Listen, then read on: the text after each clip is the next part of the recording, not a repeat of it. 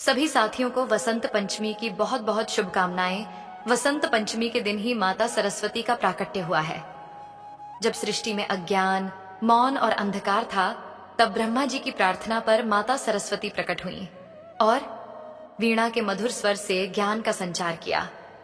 मनुष्य को वाणी, लेखन, संगीत और विवेक प्रदान किया। वसंत ऋतु स्वयं नवजीवन, नई ऊर्जा और सृजन का प्रतीक है। इसलिए इस दिन ज्ञान की देवी माता सरस्वती की पूजा की जाती है। प्रिय साथियों, कथा को अंत तक अवश्य सुने। ये कथा एक ऐसी गांव की जहां की मिट्टी की सोंधी खुशबू हवा में खुली रहती थी और सूरज की किरणें हर सुबह एक नई उम्मीद लेकर आती थीं।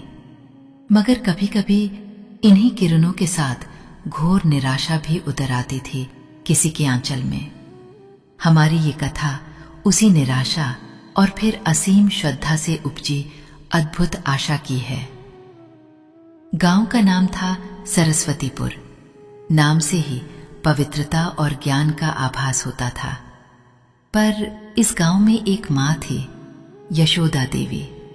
उसका जीवन सरस्वतीपुर के नाम से बिल्कुल विपरीत था, जैसे किसी मंदिर के प्रांगण में अंधेरा फैला हो। यशोदा एक साधारण सीधी सादी महिला, जिसका जीवन दुखों से भरा था। पति का असमय देहांत हो गया था और जीवन का एकमात्र सहारा था उसका नन्हा बेटा गोपाल। गोपाल, जिसका नाम तो कृष्ण के समान था, पर उसकी नियति में एक ऐसा अभिशाप लिखा था जो हर पल यशोदा के हृदय को छलनी करता रहता था। गोपाल जन्म से ही गूंगा था। हाय री किस्मत, कैसी अभागन है तू यशोदा। अपने ही बच्चे का मुंह नहीं देख सकती, उसका बोल नहीं सुन सकती। ये तो पूर्व जन्मों के पापों का फल है। कैसा दुर्भाग्य है। एक तो पति नहीं, ऊपर से ऐसा मौन बेटा। कौन जाने किस घड़ी में इस बच्चे को भगवान ने जन्म दिया होगा। गांव की औरतें, जिनका जीवन दूसरों के सुख दुख पर टिप्पणी करने में ही गुजरता था, अक्सर यशोदा को ऐसे ताने दिया करती थीं। ये शब्द तीर बनकर यशोदा के दिल में उतर जाते थे। हर चुभन के साथ उसकी आंखों से गंगा जमुना बह निकलती थीं। वो सोचती, क्या सचमुच मैं इतनी पापी हूं? क्या मेरे गोपाल का कोई दोष नहीं? वो तो अभी अबोध है, फिर क्यों उसके हिस्से में ये मूकता आई? गोपाल, हाँ गोपाल। उसका सुंदर शांत मुखमंडल, उसकी बड़ी बड़ी काली आंखें, जिनमें अक्सर एक सवालिया निशान तैरता रहता था। वो अपनी माँ को देखता जब वो गांव की औरतों के तीखे बोल सुनकर फूट फूट कर रोती थी। नन्हा गोपाल, जिसे बोलना नहीं आता था, वो अपनी माँ के आंचल में मुंह छिपाकर अपनी छोटी छोटी उंगलियों से उसके आंसू पोंछने की कोशिश करता। माँ, ये एक शब्द था जो यशोदा अपने बेटे के मुख से सुनने के लिए तरसती थी। पर गोपाल बस इशारों में ही अपनी बात कहता। उसकी आंखें, उसका निश्चल स्पर्श, यही उसके शब्द थे जो यशोदा के हृदय की गहराइयों तक पहुंचते थे। यशोदा के लिए गोपाल केवल बेटा नहीं था, वो उसका जीवन था। उसकी हर सांस गोपाल के लिए चलती थी। उसने गोपाल के होठों पर हजारों बार अपनी उंगलियां फेरी थीं, इस उम्मीद में कि कोई चमत्कार हो जाए और उसके अधर खुल जाए। वो कितनी ही बार आधी रात को उठकर बैठी रहती थी, गोपाल के मुख की ओर ताकती रहती। हे भगवान, एक बार, बस एक बार मेरे गोपाल की वाणी दे दो। मैं सब कुछ सह लूंगी, हर ताना, हर अपमान, बस वो बोल उठे। गांव के वैद्य, हकीम, साधु संत कोई नहीं बचा था जिसके पास यशोदा गोपाल को लेकर ना गई हो। हर दरवाजे पर उसने अपने बेटे के लिए भीख मांगी थी, मेरे बच्चे को वाणी दे दो। हर जगह उसे निराशा ही मिली थी। लोग कहते थे, देवी, ये तो विधाता का लिखा है, इसे कौन बदल सकता है? पर यशोदा का मन हार मानने को तैयार नहीं था। उसकी ममता का सागर कभी सूख नहीं सकता था। जैसे जैसे गोपाल बड़ा हो रहा था, यशोदा की चिंताएं भी बढ़ती जा रही थीं। वो देखती थी कैसे गांव के दूसरे बच्चे खेल कूद करते हुए आपस में बात करते हैं, हंसते हैं, रोते हैं, पर गोपाल वो कोने में बैठा रहता, अपनी मूक दुनिया में खोया हुआ। कभी कभी वो उन्हें खेलते हुए देखता। उसकी आंखों में एक अजीब सी चमक आती, जैसे वो भी उनकी दुनिया में शामिल होना चाहता हो, पर विवशता की बेरियां उसे रोके रखती। यशोदा ये सब देखकर अंदर ही अंदर टूट जाती थी। वो अपने बेटे को कभी उदास नहीं देख सकती थी। मेरा गोपाल, मेरा बेटा, कोई नहीं है इस दुनिया में जो इसकी पीड़ा समझे। बस मैं इसकी जननी हूं और मुझे ही इसे इस पीड़ा से मुक्ति दिलानी होगी। यशोदा ने मन ही मन दृढ़ संकल्प कर लिया था। गांव में एक पुरानी मान्यता थी। कहते थे कि बसंत पंचमी के दिन विद्या की देवी मां सरस्वती का आशीर्वाद सबसे अधिक प्रभावी होता है। अगर कोई मां सच्चे मन से, अटूट श्रद्धा से बसंत पंचमी के दिन मां सरस्वती का मौन व्रत रखे, यानी उस दिन किसी से बात न करे, केवल अपने मन में देवी का स्मरण करती रहे, तो उसकी इच्छा अवश्य पूर्ण होती है। ये व्रत बहुत कठिन माना जाता था, क्योंकि पूरे दिन किसी भी परिस्थिति में मुख से एक भी शब्द नहीं निकालना था। गांव की कुछ वृद्ध महिलाओं ने यशोदा को इस व्रत के बारे में बताया था। पर बेटी, ये व्रत बहुत कठिन है, तू तो अकेली है, गोपाल को भी देखना होता है, कैसे करेगी? एक पड़ोसन ने चिंता व्यक्त की थी। यशोदा ने एक गहरी सांस ली थी। काकी, मेरे गोपाल के लिए मैं आग पर भी चल सकती हूं। ये तो बस मौन व्रत है, मैं सब कर लूंगी। और फिर वो दिन भी आ गया, बसंत पंचमी का पावन पर्व। सुबह की पहली किरण फूटने से पहले ही यशोदा उठ गई थी। मन में एक अदम्य शक्ति का संचार हो रहा था। गांव का मंदिर, जहां मां सरस्वती की प्रतिमा थी, फूलों और पीले वस्त्रों से सजाया गया था। वातावरण में धूप और अगरबत्ती की सुगंध घुल गई थी। हर ओर बसंत का उल्लास था, पर यशोदा के मन में एक गंभीर संकल्प की शांति थी। उसने स्नान किया, पीली साड़ी पहनी, जैसे मां सरस्वती का ही रूप धारण कर लिया हो। गोपाल अपनी मां को इतनी सुबह तैयार देखकर उसकी ओर एकटक देख रहा था। यशोदा ने उसे अपनी बाहों में भरा, माथा चूमा, आंखों ही आंखों में उसे समझाया कि आज वो कुछ नहीं बोलेगी। गोपाल अपनी मूक समझ से अपनी मां के इस मौन को स्वीकार कर रहा था। उसके छोटे से हृदय में भी एक नई आशा का संचार हो रहा था। उसने अपनी मां के गाल पर हाथ रखकर इशारे से पूछा, सब ठीक हो जाएगा मां? यशोदा ने बस मुस्कुराकर सिर हिला दिया। उसकी आंखों में एक विश्वास की लौ जगमगा रही थी। मंदिर में पूजा शुरू हुई। यशोदा सबसे पीछे एक कोने में जाकर बैठ गई। उसने अपने हाथ जोड़े और अपनी आंखें मूंद ली। उसके कानों में गांव वालों की बातें आ रही थीं। अरे, यशोदा तो आज मौन व्रत पर है। देवी देखे, अगर इसका व्रत सफल हो जाए तो गोपाल की वाणी आ जाए। असंभव, विधाता के विधान को कोई कैसे बदल सकता है? पर यशोदा ने किसी बात पर ध्यान नहीं दिया। उसका मन, उसका चित्त, सब कुछ बस मां सरस्वती के चरणों में लीन था। उसका मौन केवल होठों का मौन नहीं था, वो उसके अंतरात्मा का मौन था। एक ऐसी तपस्या जिसमें उसने अपने सारे विचार, सारी इच्छाएं एक बिंदु पर केंद्रित कर दी थी।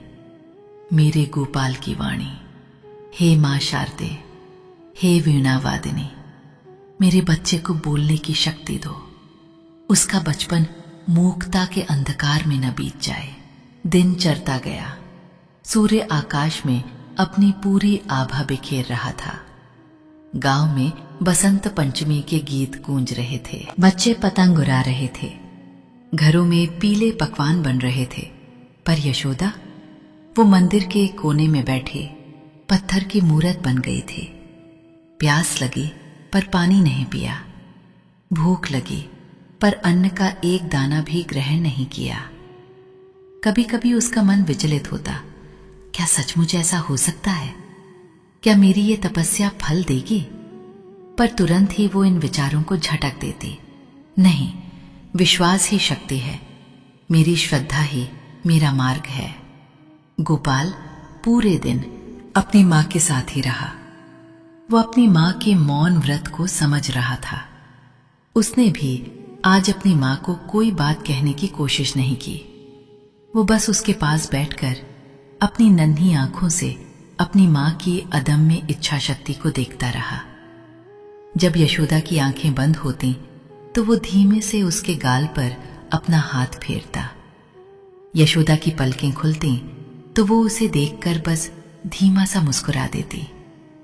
ये उनकी मूक भाषा थी, जो शब्दों से कहीं अधिक गहरी थी। शाम ढलने लगी, मंदिर में आरती का समय हो गया। शंख और घंटियों की मधुर ध्वनि से पूरा गांव गुंजायमान हो उठा। आरती के बाद पंडों ने प्रसाद बांटा।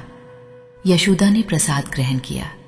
उसके मुख से एक शब्द भी नहीं निकला, पर उसकी आंखों से कृतज्ञता के आंसू बह रहे थे। उसका व्रत पूर्ण हो गया था। अब बस इंतजार था देवी के आशीर्वाद का। दिन बीतते गए, सप्ताह, महीने। यशोदा ने गोपाल को गांव के ही एक छोटे से स्कूल में दाखिला दिलवाया। उसके पास भले ही पैसा नहीं था, पर मन में दृढ़ संकल्प था कि वो अपने बेटे को पढ़ाएगी, ताकि वो अपनी जिंदगी में आगे बढ़ सके, भले ही वो बोल न पाए। स्कूल का पहला दिन। गोपाल डर रहा था। वो अपनी मां का आंचल पकड़े हुए था। यशोदा ने उसे दिलासा दिया, बेटा डरना नहीं, मां हमेशा तेरे साथ है। ये शब्द हालांकि उसने बोले नहीं थे, पर गोपाल ने उन्हें अपनी मां की आंखों में पढ़ लिया था। गोपाल स्कूल जाने लगा। वो एक होशियार बच्चा था। भले ही बोल नहीं पाता था, पर उसकी ग्रहण शक्ति कमाल की थी। वो सब कुछ बहुत जल्दी सीख लेता था। अध्यापक भी उसकी लगन से प्रभावित थे। वो इशारों में ही अपने सवालों के जवाब दे देता था। यशोदा रोज स्कूल के बाहर खड़ी होकर अपने बेटे को देखती थी। उसकी आंखें हर पल गोपाल पर टिकी रहती थीं। एक दिन स्कूल में बसंत उत्सव का आयोजन किया गया। बच्चों को मंच पर आकर कविताएं सुनानी थी, गीत गाने थे या कोई नाटिका प्रस्तुत करनी थी। गांव के सभी लोग आमंत्रित थे। यशोदा भी वहां पहुंची। वो सबसे पीछे पैरों की ओट में खड़ी थी, ताकि किसी को उसकी उपस्थिति का एहसास न हो। उसे पता था कि गोपाल बोल नहीं सकता, पर फिर भी वो एक मां के रूप में उसे देखने आई थी। शायद उसे ये उम्मीद थी कि आज वो अपने बेटे को मुस्कुराते हुए देखेगी।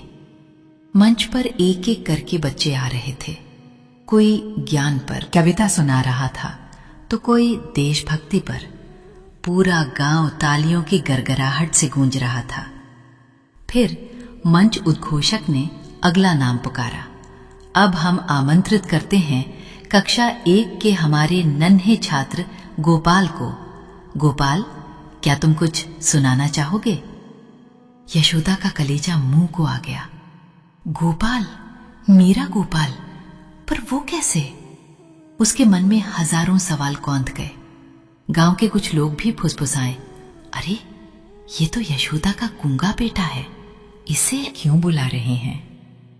गोपाल धीरे धीरे मंच की ओर बढ़ा। उसके छोटे छोटे पैर डर से कांप रहे थे। उसने एक बार भीड़ की ओर देखा, फिर उसकी आंखें सीधे अपनी मां को ढूंढने लगीं, जो पैरों की ओट में खड़ी थी। यशोदा ने उसे हिम्मत दी, आंखों ही आंखों में कहा, बेटा डरना नहीं, गोपाल मंच पर खड़ा था। भीड़ में कुछ लोगों की फुसफुसाहटें अब जोर पकड़ रही थीं। ये क्या मजाक है? गोपाल तो बोल ही नहीं सकता। क्या स्कूल वाले भी इसकी मूर्खता का मजाक उड़ा रहे हैं? अध्यापक ने गोपाल से पूछा, गोपाल बेटा, क्या तुम कुछ सुनाना चाहते हो? डरना नहीं। गोपाल ने डरते डरते अपनी मां की ओर देखा।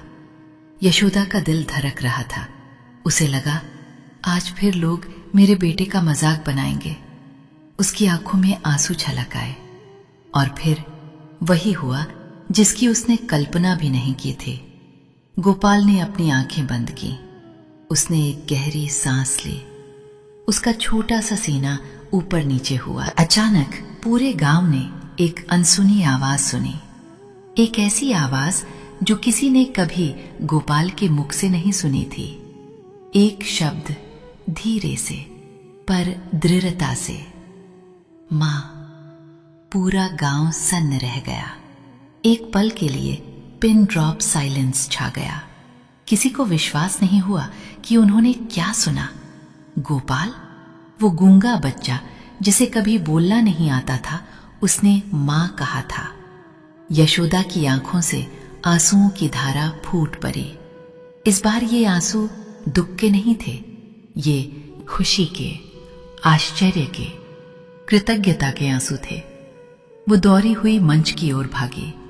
उसकी सांसें अटक गई थीं। गोपाल भी अपनी मां को देखकर मंच पर से कूदकर उसकी ओर भागा।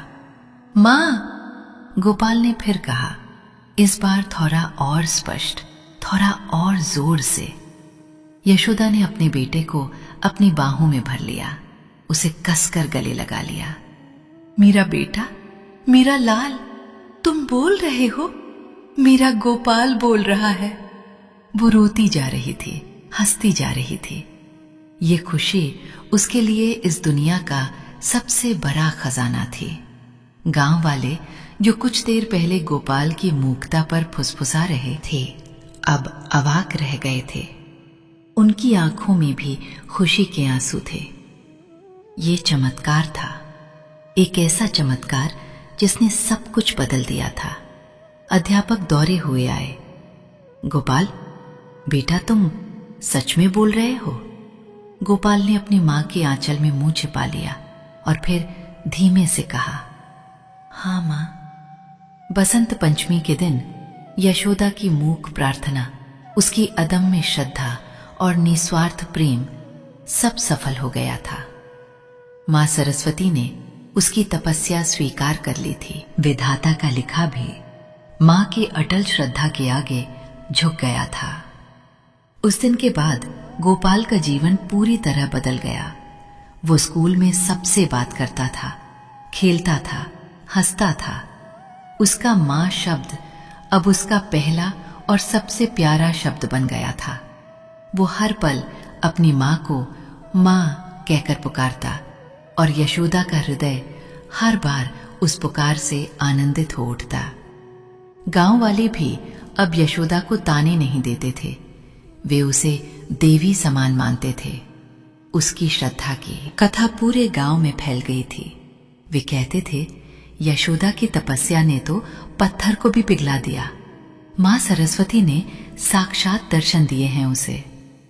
यशोदा ने कभी अपने विश्वास को नहीं छोड़ा था। उसकी निस्वार्थ श्रद्धा और त्याग ने असंभव को भी संभव बना दिया था। उसने साबित कर दिया था कि मां का प्रेम और ईश्वर पर उसकी अटूट आस्था दुनिया की हर मुश्किल को पार कर सकती है। गोपाल की खिलखिलाती आवाज अब उसके जीवन का सबसे मधुर संगीत बन गई थी। और हर बार जब गोपाल मां कहता, यशोदा को लगता जैसे स्वयं मां सरस्वती उसके कानों में अमृत खोल रही हों। ये कथा केवल एक बेटे की वाणी वापसी की नहीं थी। ये एक मां की अटूट श्रद्धा, प्रेम और त्याग की अमर गाथा थी, जिसने मानवता को सिखाया कि विश्वास हो तो हर असंभव कार्य संभव है और हर मौन प्रार्थना का फल अवश्य मिलता है। प्रिय साथियों, इस वीडियो में वसंत पंचमी की पावन व्रत कथा यहीं पर समापन होती है। हम कामना करते हैं कि माता सरस्वती जगत की जननी की कृपा आप सभी पर बनी रहे। जय मां सरस्वती, जय हो विद्यादानी।